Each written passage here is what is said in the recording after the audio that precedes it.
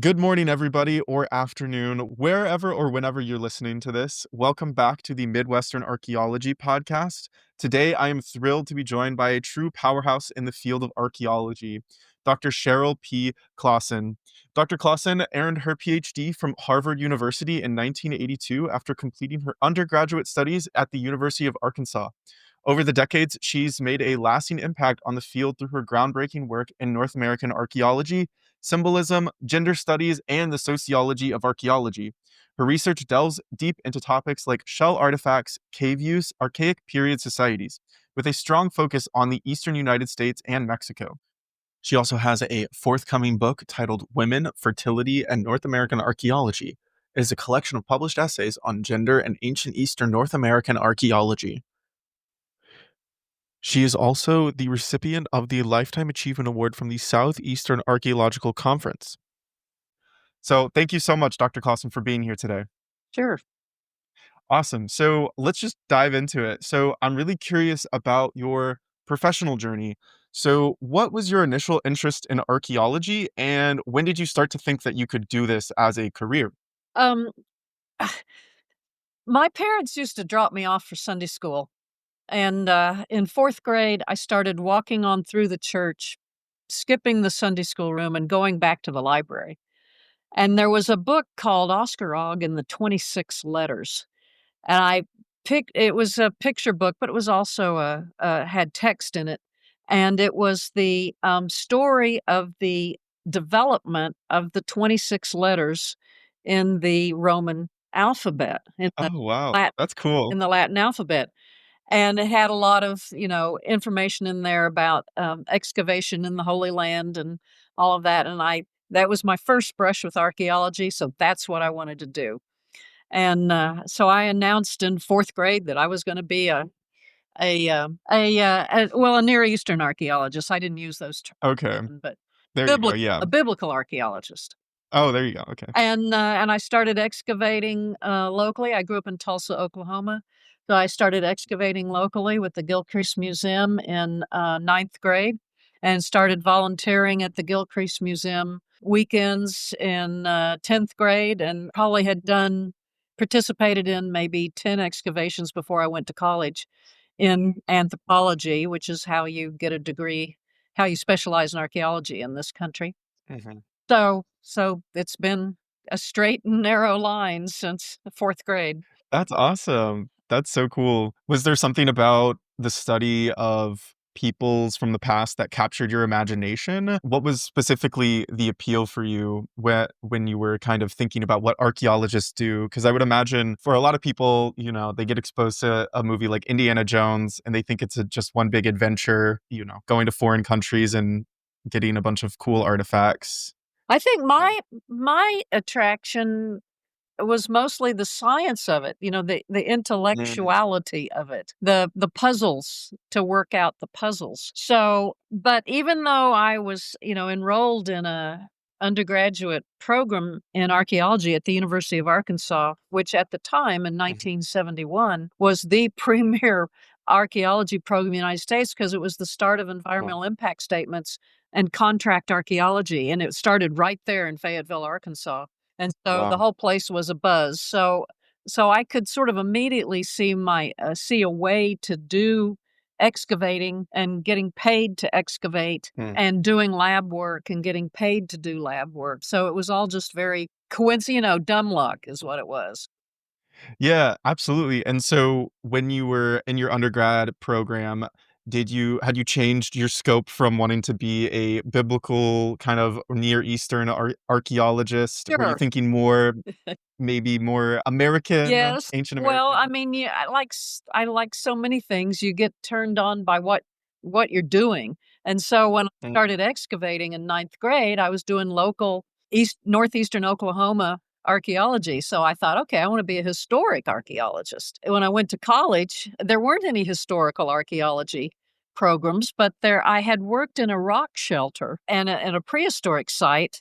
And so the University of Arkansas's archaeology program, was entirely what we used to call prehistoric archaeology, pre-contact archaeology. And so, immediately I'm funneled into doing pre-contact and, kind of forget about the historic, forget about the Near East and just do what's at hand. Always, I mean, it's always puzzle working. So it didn't matter in my freshman year in college anyway. It didn't matter where I was getting challenged with puzzles. That's awesome.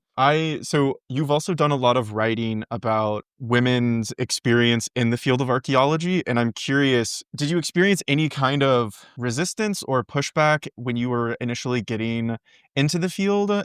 No, the University of Arkansas, again, was a very unique situation in the 1970s. And two people basically brought about the existence of contract archaeology, and one of them was a woman and one of them was a man. And the woman was Hester Davis. She herself had experienced some difficulty. She ended up having to cook on excavation Oh, wow. crews rather than getting to dig. Wow. But so she was the state archaeologist in Arkansas, and just as a matter of just again luck, the Arkansas Archaeological Survey had 5 research stations around the state. 3 of them were filled with women who had gotten PhDs. Anne Early and Martha Rawlingson, and I guess 2 of them were filled. And so the graduate program, I was in the undergraduate program, but the graduate program had more women in seeking master's degrees in archaeology than men. So the scholarships were going to women. Getting hired was going to women. We had strong women representatives of archaeologists all around us. I went to the summer after my senior year. I went to field school at a site that the University of Arizona was running called Grasshopper Ruin. And now there, things were very different. And it had Oh, really? 2 men running the project, one of whom was quite nice and the other one who was a total jerk. And he would sit around reading Playboy in the morning, and we'd go into breakfast. It was a cabin, bunkhouse, kitchen, very rustic setting. And he would be reading Playboy in the morning when the women would come in, and he'd flip pictures around and say, who in here looks like this? And I mean, that was pretty disgusting. That's horrifying. And then I went to graduate school at Harvard. I was the 17th woman to enter the program at Harvard. And I only knew the names of 2 of the women, 2 of my predecessors. The others, I don't know what happened to them. But one of the major professors, Stephen Williams, a North American archaeologist, would stand up in his intro to archaeology courses and tell freshman classes that no woman had ever made a significant contribution to archaeology. Wow. So, I wasn't subjected to that because I was a graduate student, but I taught undergraduates at their sophomore and their junior tutorial levels, and I would hear from them. So here I am. I was the only graduate student woman in my class cohort. So, they're hearing that no woman's made a significant contribution, and they're seeing only one woman on the faculty at Harvard, Ruth Tringham, who I aligned with as my mentor and advisor. And, we heard stuff constantly. So it was Arkansas was a really unique and wonderful place to be in the 70s. Yeah, that's really interesting. I mean, you'd think of all places Harvard University would be an inclusive space, but I guess not in the 70s. No.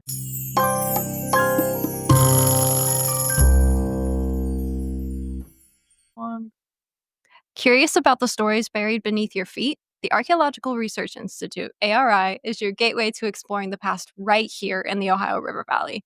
From hands-on digs to immersive exhibits and cutting-edge research, we make archaeology real. Discover the power of the past. Visit exploreari.org and start your journey today.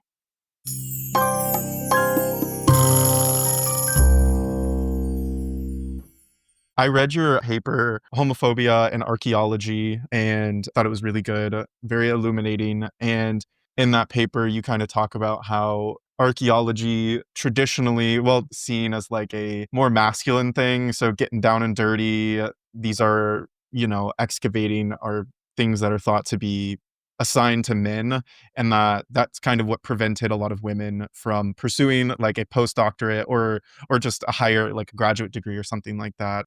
I And make the when so I'm point in that article that there was, Mhm. as late as 1960, there were medical textbooks Mm. saying that women who Yeah. engaged in strenuous physical activity, their genitalia would change and they would become men. Yes. Or they would I lose forgot their about that, but yeah. fertility, so I argue in that article that in the turn of the century that, that was definitely, playing a part in discouraging women and their parents from letting them go Mm, into geology, archaeology, any of the fields where, you're doing a lot of mm. physical labor. Field work, yeah.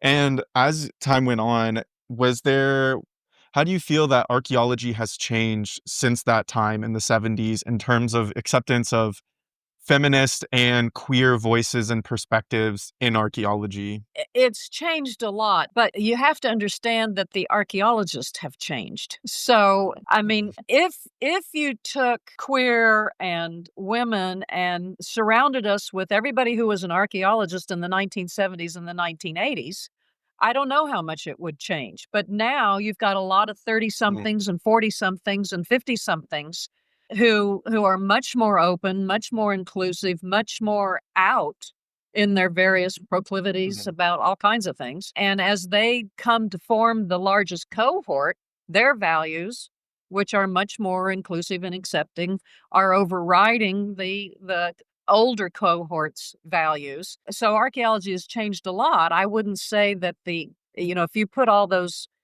50 and 60 and 70-year-old archaeologists in the 1940s and 50s and 60s in the modern setting, that they would be very happy or No, no, yeah. Well, and it's not I would imagine that it's not just affecting maybe the culture of this age cohort, as you were saying, not just the culture amongst themselves, but the research that they're doing as well. I would imagine they might interpret different archaeological findings without that kind of heteronormative bias that a lot of these archaeologists that you're talking about from these earlier times might kind of view fits what they're finding into that kind of heteronormative Western way of understanding gender and sexuality. I would imagine there's a lot of research that kind of pulls that bias out of it. And another thing that's happening is that queer has been embraced in its fullest meaning, which is on the Mm, margins or outside the norm. And so queer archaeology has probably fewer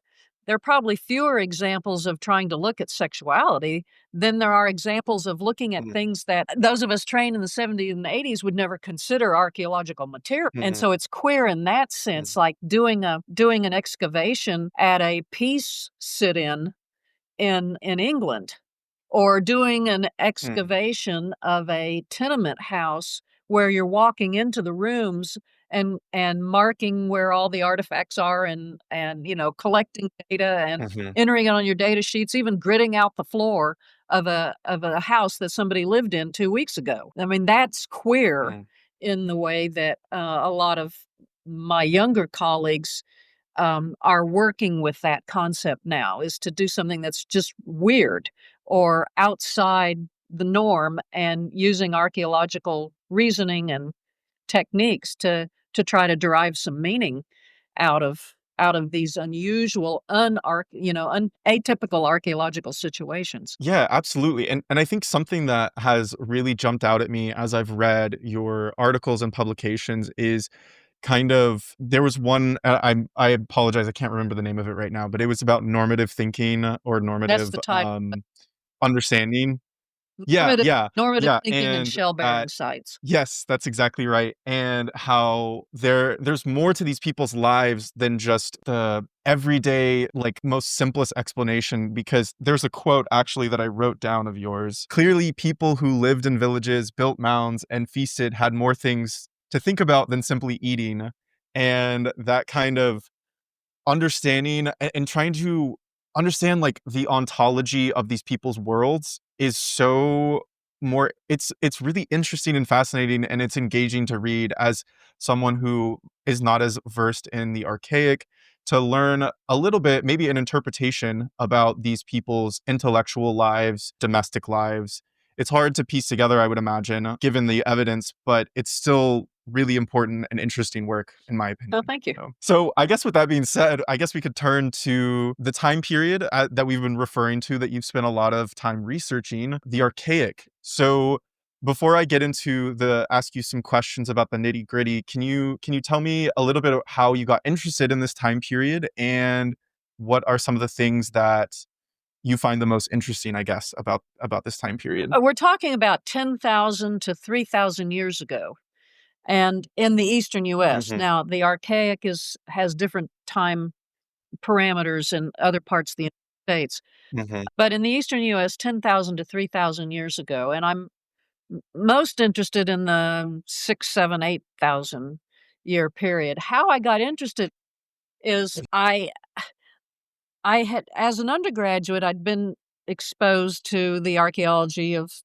Kentucky and Tennessee and whatever, and Mm-hmm. the Archaic period in the 1970s when I was an undergrad was about as boring as you could get. All people did was scrabble around for food, and beyond that, there wasn't anything that you could say about them. So I developed a technique for determining when in a year shellfish had been harvested.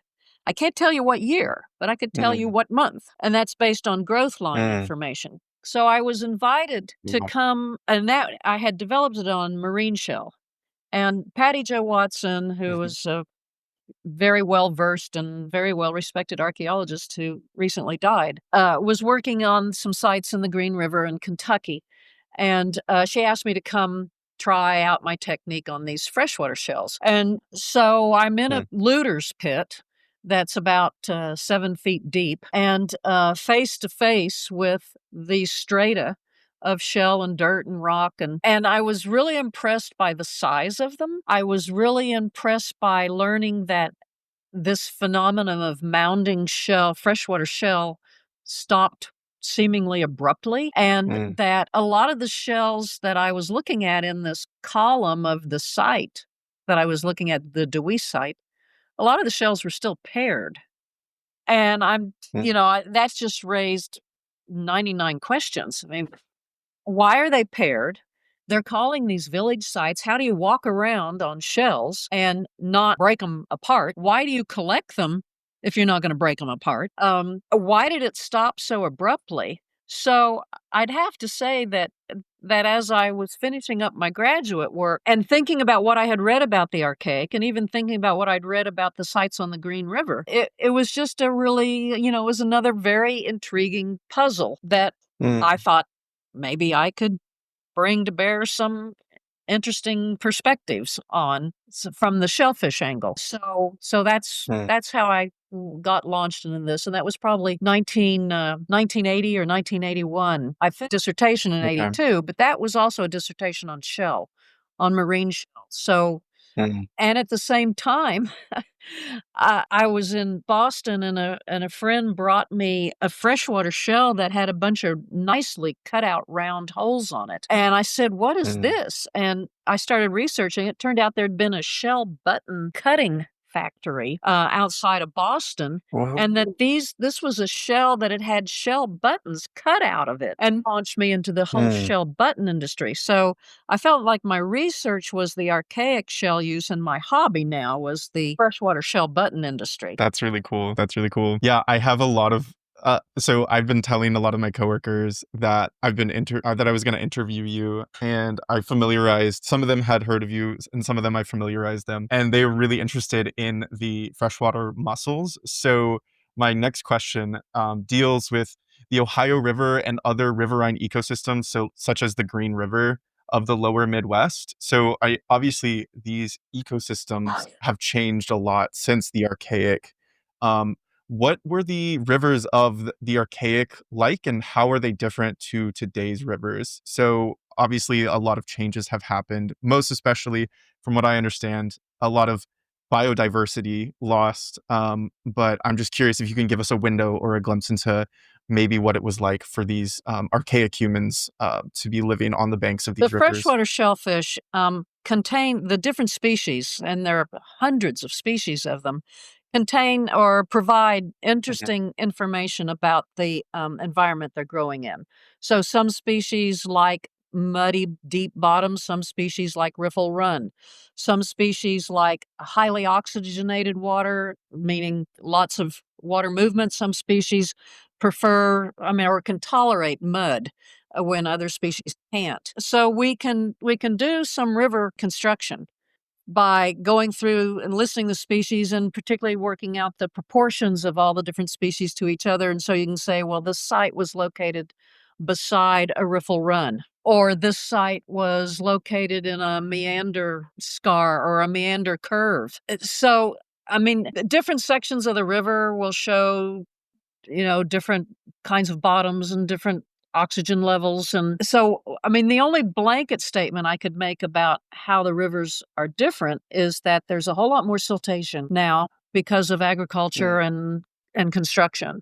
So the silt loads have gotten much, much heavier. And of course, it's going to change the molluscan fauna in the river so that species that can tolerate silt become the largest proportion of species that are in the river.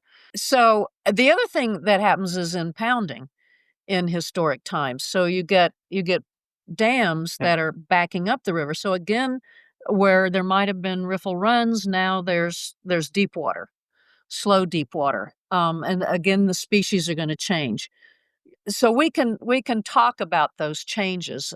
These sites on the Green River, curiously, don't reflect overwhelmingly riffle run. They reflect more deeper water and slower water. There are some other sites that show more riffle run. So, but one of the interesting things to me is that the oldest site on the Green River is not on the Green River. It's on a tributary of the Green. And furthermore, the shells are at the top of a bluff. So tributaries are not particularly rich in molluscan population, certainly not as rich as the Green River itself would have been. So why is it then that this shell fishing begins on a tributary and not in the main river? And why is it that these shells are hauled to the top of, they're hauled 120 feet above the river to be accumulated on the top of a bluff, along with human burials. So, yeah. So, Interesting. there is some really interesting stuff about what the motivations are, again, suggesting it's not food. Or if it is food, there's some overriding situation that wants them to kind of hide their existence or their presence there. What's the name Well, of there's that site? several bluff top sites this oldest site is called Ward, the Ward site, WARD. Warden. And then there's several other bluff type sites on the Green proper, like Baker. So the next couple questions really deal with the freshwater mussels and the archaic humans' relationship to them. So I guess I'm curious. So I'm curious about the humans that were around at that time, their relationship to these mussels. Were different species used for different things? Or so you mentioned that not all of them were utilized just for food. Were there certain kinds of mussels that were used for maybe decorative purposes or other kinds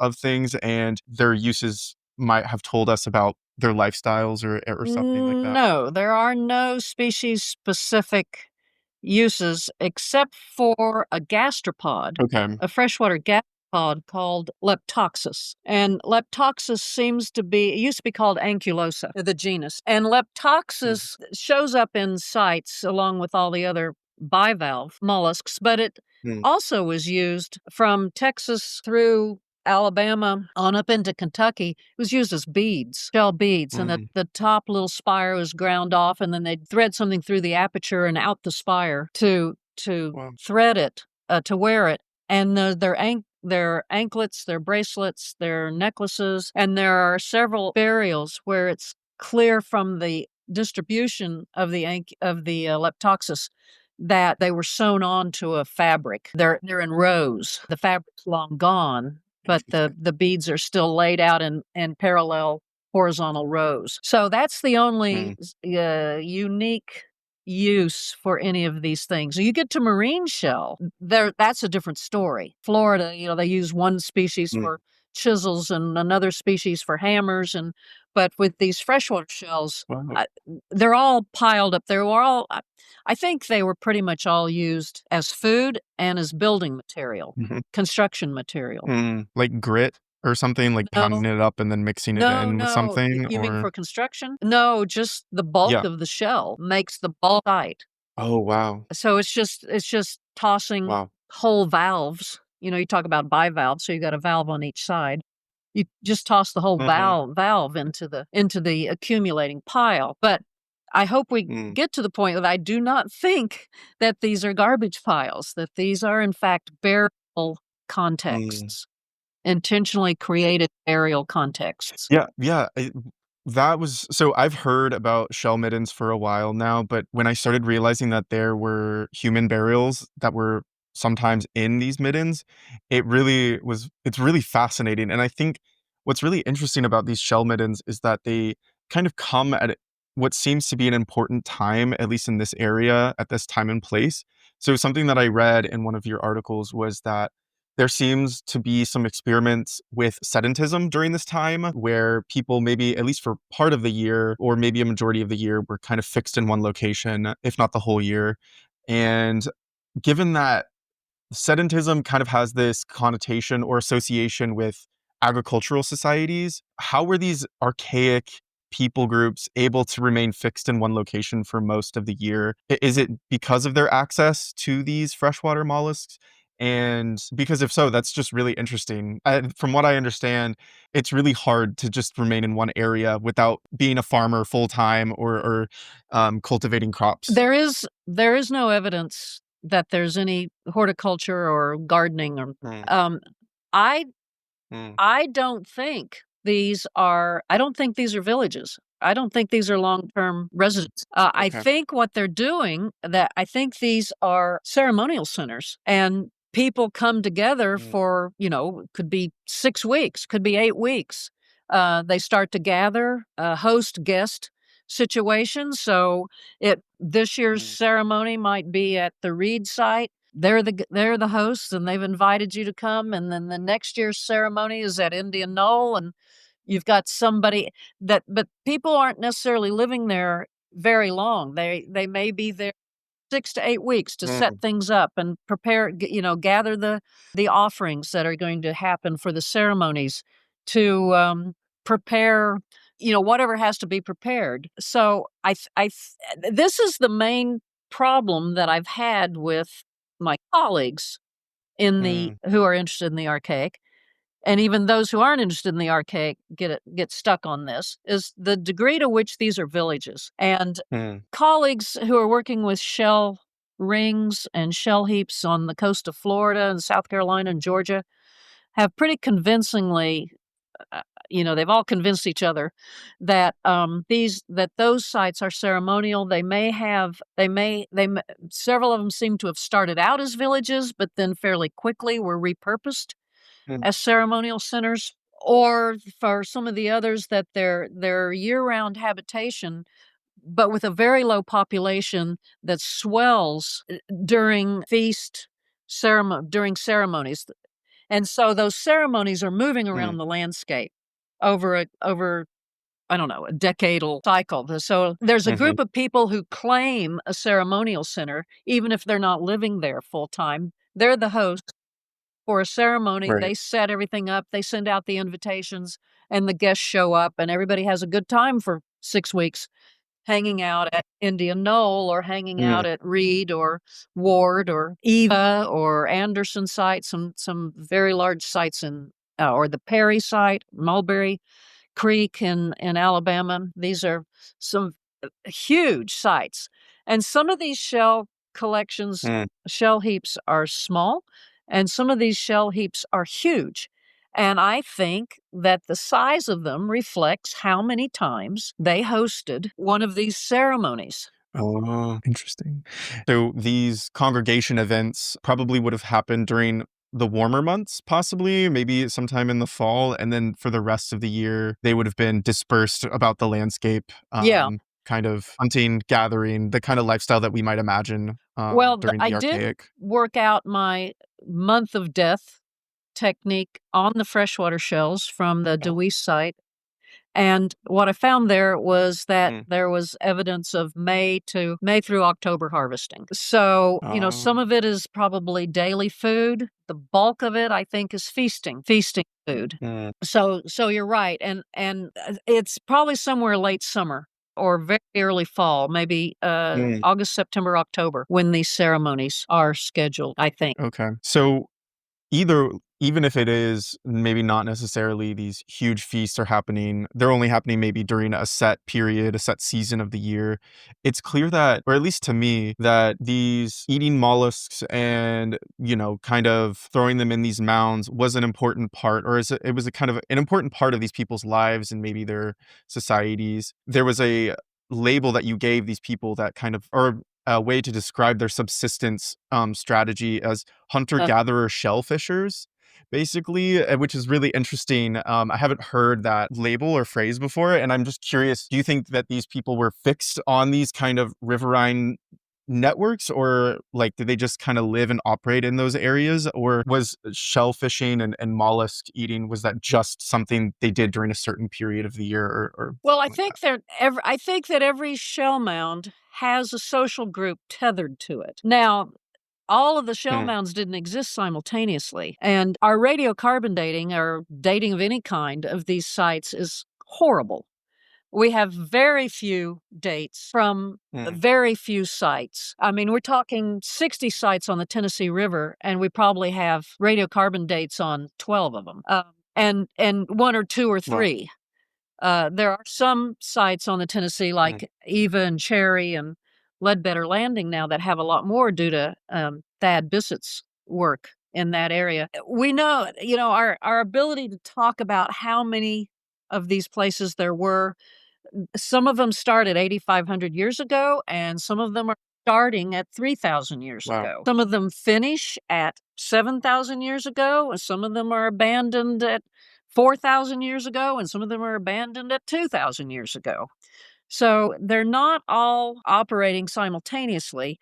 So it's kind of hard to talk about. But I think the ones that are, I think that each one of them has a social network tethered to it. Now, whether it's 5 generations of the same social network, that it just maybe moved a little bit along the river here or there, I don't know. It would be nice if we could do the radiocarbon dating. Curiously, the two most obvious activities at these shell heaps are shell gathering, which we have 8 radiocarbon dates on, and burial. And we have about 21 radiocarbon dates on burial. So we don't even really know when the shellfishing started. And we have a poor understanding of when the shellfishing ended. There are radiocarbon dates on bone, on deer bone and charcoal and things like that, but a radiocarbon date on charcoal tells you about when one fire burned within a plus or minus 100-year period. So the two most obvious activities are horribly dated. Is there a reason for that? Well, For that yeah, there's discrepancy in this research? understanding that freshwater shell is a horrible medium because I mean, where do the shellfish get the calcium from to make their shells? They get it from karst. They get it from limestone cliffs. So their shell is made up of old carbon. But there have been advances along those lines where you can actually pick out the organic part of a molluscan shell and radiocarbon date the organics in it. But people haven't. That hasn't been anybody else's interest. So you've alluded to the burials that are found at these Middens sites, and I'm really interested in those. I read your paper on infanticide, and I'm curious what the burials. Obviously, there's a lot of them, and they're variable. But how do these burials at these Middens sites offer us glimpses into what was these people's lives, basically? So how can we get that information? Not just because the Shellmanins are fascinating in their own right, but the fact that they were burying humans, they're dead there as well, kind of says something about these people. And I'm curious, what does that tell you about these people? I started by looking at the burials. And over 20 years of looking at the burials, several things began to stand out. One is that in many of these sites, I'm talking Tennessee, Alabama, Kentucky, and central Tennessee, not just the Tennessee River, but on the Harpeth and the Duck River too. The deepest burial is often the richest in grave goods. So I started thinking, okay, do we have Really? consecrating burials going on? So here we're going to start putting our dead, and we need to consecrate this area. So that was one thing that was interesting to me. Another thing that was interesting to me is that because archaic people were assumed to be so simple, when the WPA folks excavated these sites in the 30s and 40s, when a body part was missing, the explanation was somebody had dug through it to put another burial in. Every now and then they would find embedded stone projectile points or embedded antler projectile points in the bodies, and they'd say, oh, this person got killed. But that was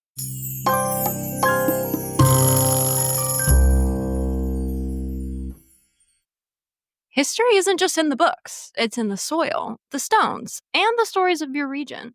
Join ARI's regional archaeological tours and explore hidden sites, historic landscapes, and the places where history happened.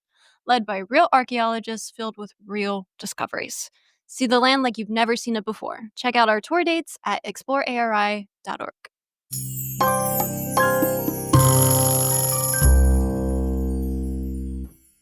That was that. I began to look at all the different burial postures.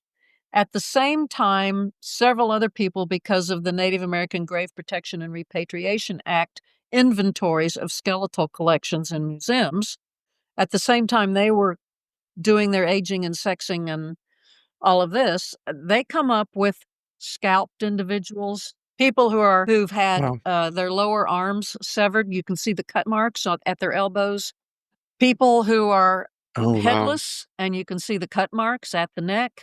So all of a sudden, we're working simultaneously. I'm looking at burial positions and overlaying some of this trauma data. And I realize that there's a high proportion of people in the bigger sites that appear to have been murdered.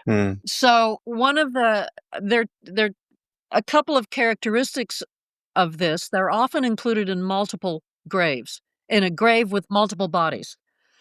And you might find a grave with 5 bodies in it, and at least one person in there has evidence of a violent death. They're extended. Their bodies are extended when the dominant way of burial in the southern Ohio Valley in the Archaic is in tightly flexed, knees up to the chest, or loosely flexed, but one version or another of flexed. Extended burials have a very high proportion of violent traumas. So I'm going, okay, let me go back through these graves in these sites and look at just how many people are extended, how many are flexed, how many have embedded points, how many are headless, how many separate heads are found, and every now and then they'll also find like a pair of lower legs. And I've got some statistics here. I came up with anywhere from 22 to 100% of the burials in a site either have a burial posture or direct evidence of a violent death. So then I'm thinking, okay, who's buried in these villages?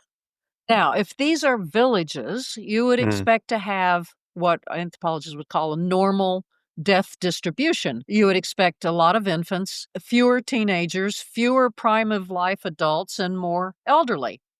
That's not the characteristic of the deaths of the ages, these populations. In fact, if you look at Indian Knoll, which has 1,100 burials in it, it was occupied from very poorly radiocarbon dated evidence. The burial activity went on for 1,946 years.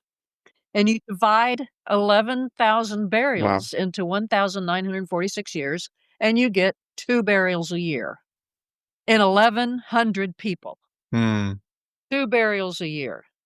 So this is not, there are many ways in which this is not reflecting what you expect of a village death, of a death profile of a village activity.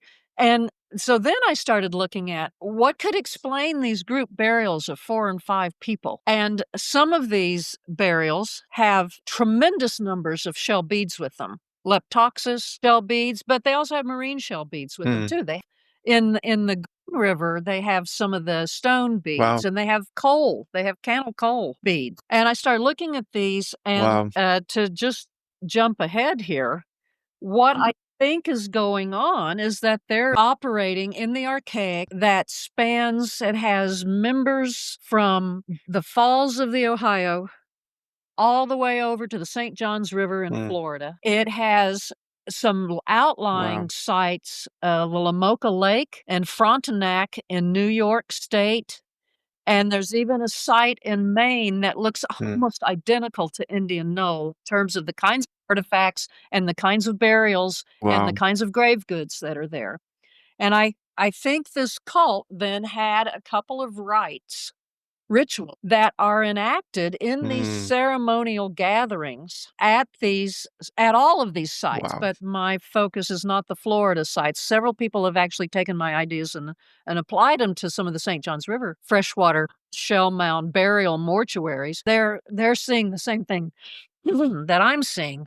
And I think this cult is what I'm calling the old fire gods cult. And a Mm. very quick story here. This comes out of the Aztecs in central Mexico who celebrated the old fire gods. But one of them was the god of the Mm. old fire from the masculine side was the stars. And the old fire from the feminine side was the hearth. And these two, Mm. the old fire masculine god, actually created a bonfire in which all the spirits came together and the new fire was born, which is the sun. And at that Mm. time, the gods had to, because the sun appeared in the sky and wouldn't move, so everybody was burning up. Rain was created at this moment to try to cool things down, but that didn't work. All the gods were sacrificed in order to get the sun to move. And then the two old fire gods Mm. birthed 400 children, and they were charged with killing their 400 children to feed human blood to the sun, to the new fire every morning. And the Wow. Aztec rituals to honor the masculine old fire god and the feminine old fire god involved the sacrifice of 4 humans and a 5th one either as the god itself or as a deer impersonator of the gods. So 4 burials, sacrifices of 4 and 5. And that's what we're getting in these group burials. And some of these group burials, some of them go up to 7 and 8. But I've got pages. I've got 64 documented foursomes and fivesomes in these shell mound sites. And I think there is this rich being enacted. Now, shell is a fertility and a purification symbol, and it's also in several cultures, shells Mm. are stars. So the night sky is viewed as the underworld, this under the water, the underworld rotated into the upper Wow. world position. So shells are stars. And I think burial then Mm. in these shell mounds is burial in a purification setting to send the souls of the selected people who are buried in these sites, because there are shell-free mortuaries. The ones that are carried, flexed position, that are carried to these shell heaps and then buried in these shell heaps, I think their souls are being guided into the Milky Way in the night sky. They Mm. are the new feeders of the new fire. They're also the intermediary for the living with the spirits of rain and fertility and celestial water and terrestrial water and things like that. So what you were just talking about is super fascinating. So that there's a set of religious practices or beliefs, rituals that kind of span the Eastern America and possibly has some connection to more Well, no, I would say Mesoamerican it goes the other way. uh, Mesoamerica, cosmology. they're hunter-gatherers. I mean, they're not doing Really? anything nearly as sophisticated. Mesoamerica doesn't come Really? alive Oh, until wow. 3,500 years ago. So we're talking Mm. 7,000, 6,000 years ago. One of the things that I've long argued Wow. is that shellfish, and from my from my hobby of the shell Mhm. button industry, which I did do a book on, there are over 100 rivers that the shell button industry muscled in. Tons, year after year Mm. after year of shellfish coming out of these rivers. None of the most Mhm. productive rivers for the shell button industry have any of these archaic sites on them. There are very few rivers where these kinds of sites are located. And in every instance of a site that's founded before 4,000 years ago, so from 8,000 to 4,000 years ago, in every instance, the river chosen flows either west or south. I mean, west or north. And to today, Mm. the most typical direction for the afterlife in Eastern North American Native American groups is either west or north or up. And there are none of Mm. these sites on an east Wow. flowing section of a river. There are none of these sites before 4,000 years ago that are on a south flowing section of river. And those are, though east Mm. is always the land of birth, the direction of birth.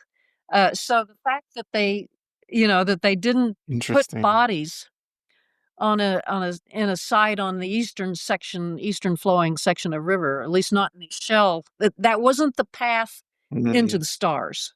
It had to be a western direction or a northern direction. I think the rivers themselves are viewed as the Milky Way, and the sites are sort of Wow. constellations or stars within the Milky Way. Now, infant sacrifice seems to be Wow. going on. The best evidence of it is at Indian Knoll, and there are a number of babies that are completely enshrouded like a rebozo or a scarf in Leptoxus shell beads. And Mm. so these had Mm. obviously been sewn on to completely covering a fabric that was then wrapped around the infant. No evidence of violent death on these children, but the association with the old fire god, the masculine old fire god, is always depicted with shell beads, a shell bead collar or a shell bead cape.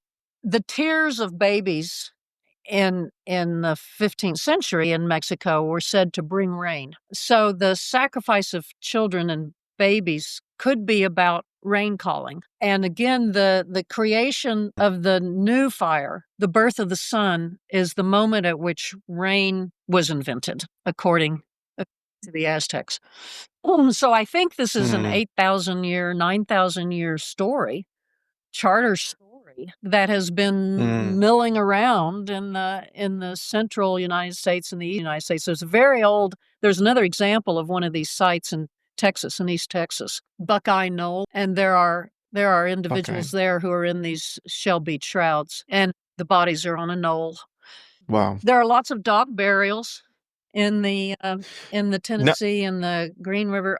Mm. 94% of all archaic dog burials are found in these shell sites. And dogs are historically today Wow. leaders of the dead into the Milky Way. And I think that's exactly what they were used for 8,000, 7,000, 6,000 years ago.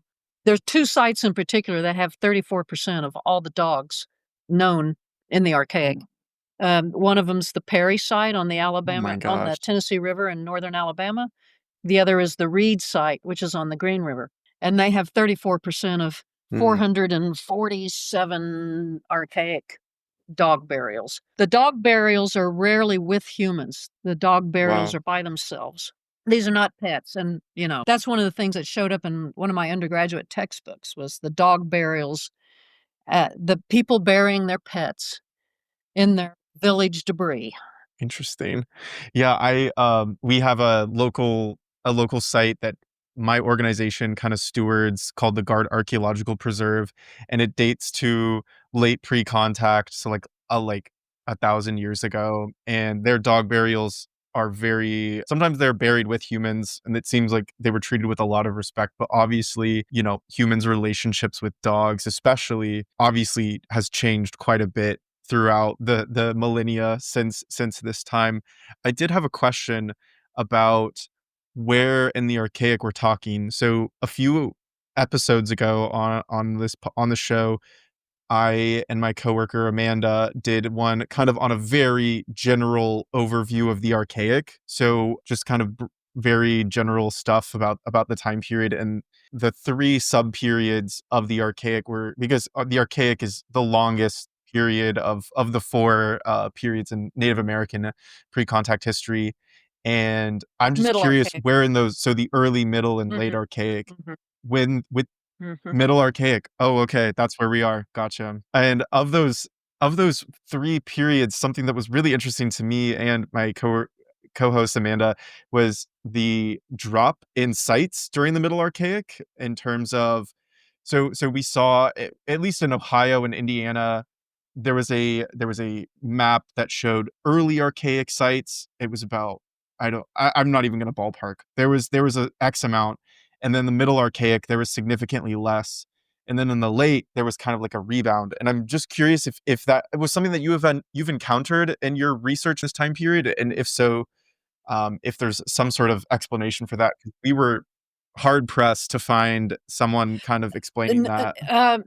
if one were to end the Middle Archaic at 4,000 years ago, a lot of these shell sites stop. Mm, And it could mm, be that these large aggregation centers meant that people were spending the rest of the year in more ephemeral sites that are harder to find, and that as these as this cult seems to have come to an end, there's not, mm. the magnet goes away, and so people are then spreading themselves out and doing their own, Yeah. you know, so they're becoming unhinged. The other thing is the paleo, Yeah, right. the could well be leading us astray Mm, in terms of trying to date sites. mm. I mean, every year we know a little bit more about projectile point sequences and things like that, but the idea that as soon as you come up with a new point, you're abandoning the old points, and they could be the projectile point sequences. But again, the Archaic period is terribly, terribly dated. We are definitely Yeah, terribly dated, and also it seems like in the grand scheme of, pre-contact archaeology, it does seem like it's a little bit less researched than the other time periods, at least in our neck of the woods. Because the Paleo period, people are really interested in the Clovis and the Pleistocene animals, and then in the Woodland period, you have the Hopewell, and then post-contact, you've got Cahokia, or not post-contact, late pre-contact, excuse me. You have Cahokia and Fort Ancient and agricultural societies, and the Archaic seems kind of like a middle child in terms of just research being done, which is why I was drawn to your work, because it was really cool. Like, it was such a interesting glimpse into this time period that I feel like not a lot of people know that much about. So yeah, You brought I up just thought it was really the interesting. topic of sacred Um, landscape and landscape. So trying to figure out why these yes, shell heaps are yes. where they are is what got me into landscape. Hmm. I mean, that I think it's no Mm, coincidence that Mammoth Cave is upriver on the Green. I think it's no coincidence that Cheek Bin Cave is upriver on the Harpeth, and there are two 8,000 to 7,000-year-old gastropod shell mounds on the Harpeth with some burials in them. So I started mm, looking at caves, and then thinking about these rock shelters that are around, and rock art and bluff top sites and riverside sites and shell-free mortuaries and shell mortuaries, and thinking, I bet these are all connected. mm, They have their purposes, and maybe we're talking about a ritual calendar, a calendar round. And mm, one of the another interesting thing about, say, Indian Knoll and Sugarville and Carlston Annis, those heaps on the Green River, is that a lot of the skeletons have audioexostoses, things that are generally attributed to swimmer's ear, very cold water. And I started thinking, and I oh, even wrote a little bit about, was there a mhm, river keeper cult that was situated in some of these caves, oh, like Mammoth Cave, where you'd go in and you might clean the river. You might, mm, I mean, it's riverine cave water is considered the purest water of all by many Native American mm, groups. And so was there a river keeper group? Was that a cult? Was that a rite? mm, Nobody's ever successfully explained the ear trauma with a high proportion of the skeletons in these sites. Yeah, that's a really interesting pattern. So at these caves and rock shelters, what kind of material are these people leaving at these sites? Kind of things that you might expect at a more inhabited site, or like a more ritual Ritual. site where you might find They're things you ritual, would but associate with again, some sort of cult I practice. have a generation of colleagues who created the idea that rock shelters and caves were all about poor brown people. It's where you live because you didn't have any other house, or, gee, isn't this convenient? We'll just hang out here Mm, and walk stooped over for the next 3 months. Or no, there's mhm, lots of ritual evidence mhm, in the caves. Mammoth Salts Cave, mm, for instance, the vestibule has thousands of cremated fauna and human bone pieces in there, and as you go, I mean, wow. I've done quite a bit of work on rock shelters in Western Kentucky and rock shelters in I mean, Eastern Kentucky and rock shelters in Western North Carolina, and pinpointing what the ritual evidence is, but Mhm, things like altars and small square post hole structures that are probably sweat lodges, and medicinal plants, baby cradles, quids, which are mashed up whoa. vegetative matter. They're probably diapers or menstrual Mm, pads or so. And there's wow. rock art and there's bedrock mortars. There's lots to indicate that a number of these rock shelters were occupied by women, parties of women, or maybe even sick women, birthing shelters, menstrual retreat locations, women's medicine societies, meeting areas, Mm, girls' initiation areas. Mammoth Cave has been suggested as a boys' initiation, wow. dark zone. And there's lots of evidence for pits that have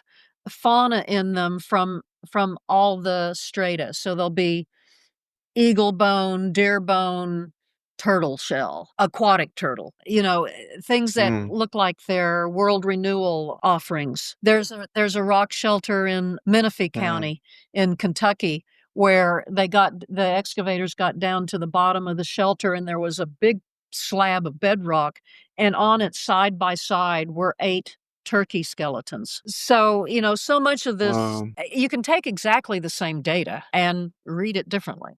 Yeah, absolutely. You alluded to difference in gender, that kind of leads me to one of the questions that I had about Indian Knoll. So you in your research, you found a striking difference in how men and Oh, women were buried with beads in different strata. What does that tell you about the shifting social I roles don't over know. time? I don't know. That's still something that I puzzle Mm, over. mm, I mean, it could be that there's a mm, shift in the meaning of shell or in the meaning of shell mm, necklaces. I don't know what it means. The other thing here is that sexing skeletons, I mean, these at Indian Knoll, you've got 4 different people who have sex skeletons. And mhm, one of them was in the 1930s, and 2 of mm, them were in the 1970s. And then you've got a recent one in the 1990s. The criteria for male and female has changed. So, I mean, mm, one sort of default answer to your question is that, mhm, there could be something going on with the sexing that would make this less mm. dichotomous. Yeah, absolutely.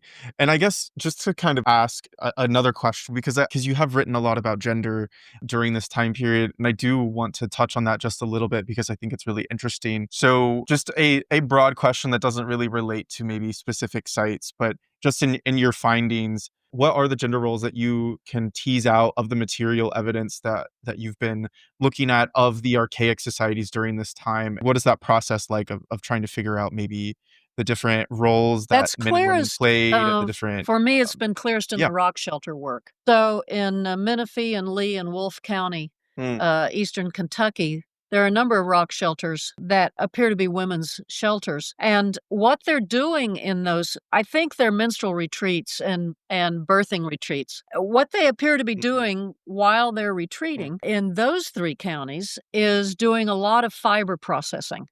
So they're stripping bark, they're mm, creating string, they're creating rope, They're weaving bark into sections of fiber. They're a lot of string production. Now, there's some rock shelters on the Cumberland in eastern Tennessee where I also think there's retreat going on, and there the women are preparing basket staves. Mm.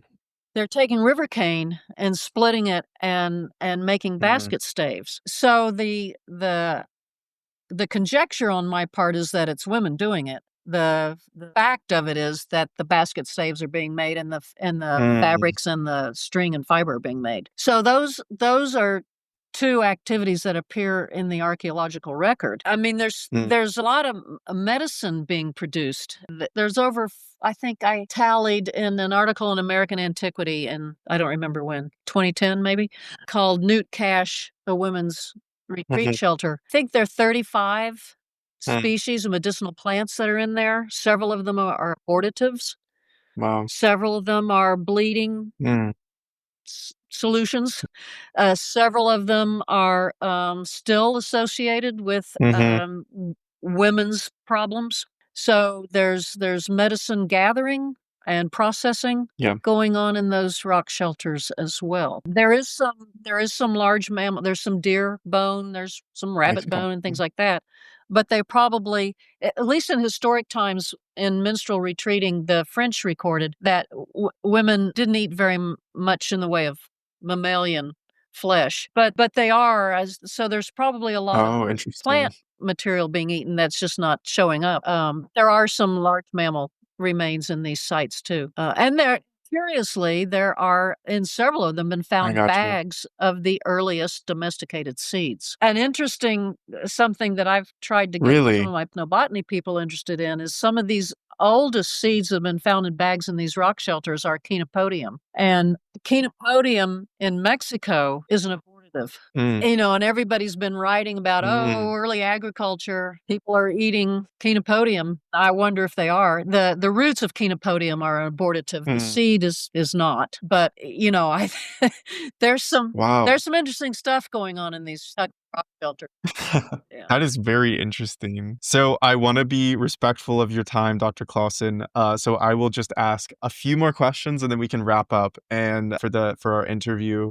So just kind of in conclusion, I'm really interested in what kind of research would you like to see done in this kind of area? I guess we're just talking about it, but when it comes to the archaic and shell middens and sacred landscapes of this time period, what kind of research are you interested in yourself, and what would you like to see other people kind of take up the banner and carry archaeology forward?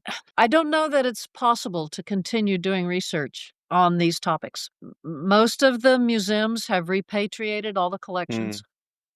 They've repatriated the artifact collections and the skeletal collections. I am not allowed to publish photographs that were taken in the excavations in the 1930s and 40s. In some cases, I'm not even allowed to see them. I'm not sure. You know, part of me for the 30 years I've been working on this is like, if I convince everybody these really are burial mounds, nobody will ever be able to do anything ever again with them.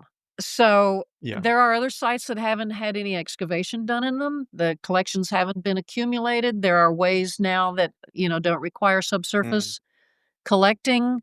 I would love it if some Native American groups, in consultation with archaeologists, would permit DNA work on the skeletal material if it hasn't all been reburied.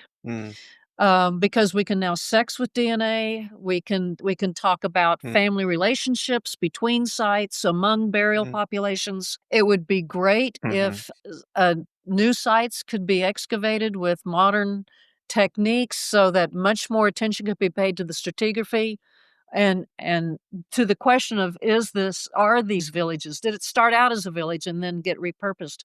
Was it ever a village? And you would tell that from the wide variety of artifacts, the large numbers of artifacts.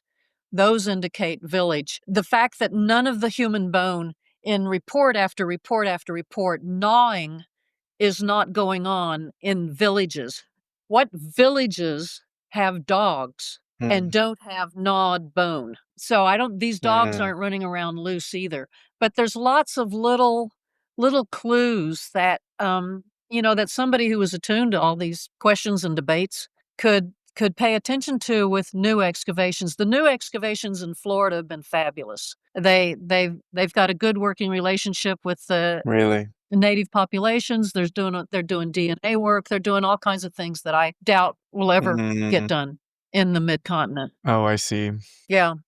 If University Is of this at the Florida, Ken University of Sassaman, Florida? Asa Randall is at Okay. the University of Oklahoma, Matt Sanger, those folks are doing just fabulous excavation Mm, work, are totally convinced, that those are yeah. ceremonial sites that they're looking at.